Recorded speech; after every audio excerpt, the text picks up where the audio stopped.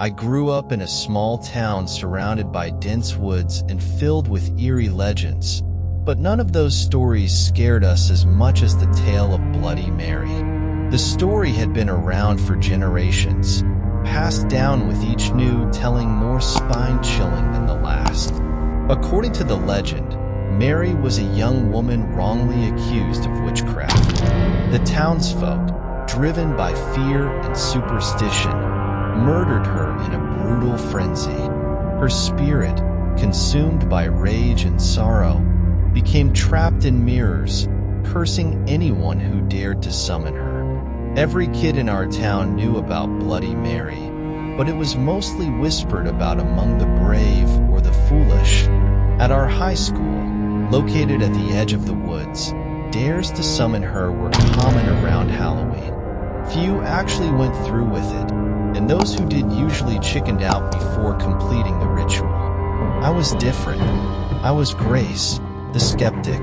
To me, Bloody Mary was just a scary story, something to laugh about and prove wrong. That year, as Halloween approached, my friends decided to test my skepticism. "Come on, Grace.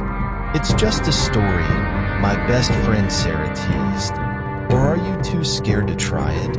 "I'm not scared," I replied, rolling my eyes. "It's all nonsense, but if it'll make you guys stop, I'll do it." So, on Halloween night, we snuck into the school. The building was eerily quiet, shadows lengthening in the cold moonlight. We made our way to the old school bathroom, notorious for its large, grimy mirror that had seen countless dares over the years.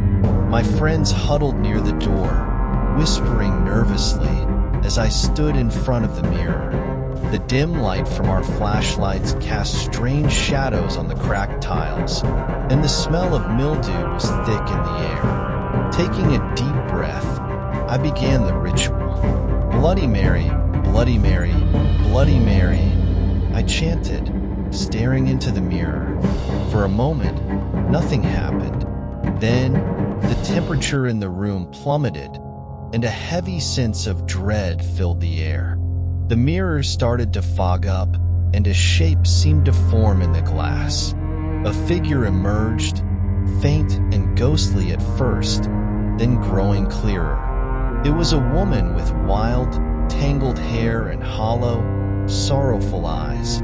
Blood streaked her face, and her mouth twisted in a scream of silent agony. My heart pounded as the apparition raised a hand and pointed directly at me. "Leave this place," her voice echoed in my mind, "or suffer my wrath." I stumbled back, suddenly not so brave.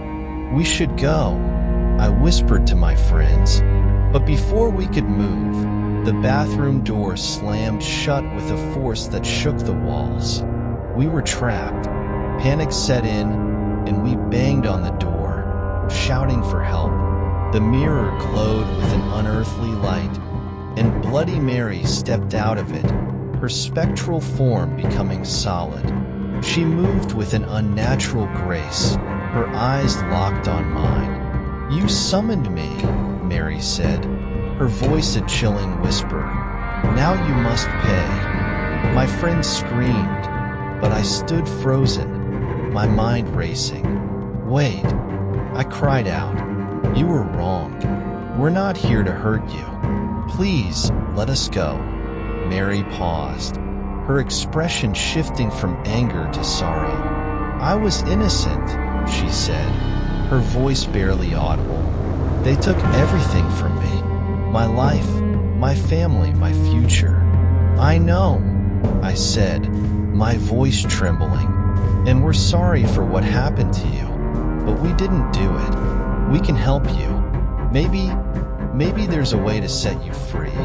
Mary's eyes softened, and for a moment, the rage seemed to fade. "Free," she whispered. "Yes, there is a way, but it is not without risk." I nodded, desperate. "Anything. Just tell us." "There is a book," Mary said. "A grimoire, hidden in the old library. It contains the spell that binds me here. Destroy it, and I will be free." The library was a forgotten part of the school, closed off for years after a fire had gutted much of it. Dust and cobwebs covered everything, and the air was thick with decay. My friends and I moved cautiously, our flashlights cutting through the darkness. We found the book, ancient and bound in leather, its pages filled with strange symbols and incantations. As we opened it, the temperature dropped further, and a whispering wind seemed to blow through the room. "This is it," I said, my fingers tracing the spell. "We need to burn it." Suddenly, the shadows around us came to life, dark shapes moving with sinister intent. The spirits of those who had condemned Mary appeared, their faces twisted with malice. "You will not succeed," they hissed. A fierce battle ensued, the spirits attacking with fury. We fought back, using anything we could find to fend them off. As we struggled, I realized that only fire could truly end this. "Cover me," I shouted, pulling a lighter from my pocket. I set the book ablaze, the flames quickly consuming the pages. The spirits screamed in agony, their forms dissolving into smoke and ash. As the book burned, a brilliant light filled the room. Mary appeared, her form radiant and free of blood and sorrow. "Thank you," she said, her voice filled with gratitude. "You have set me free."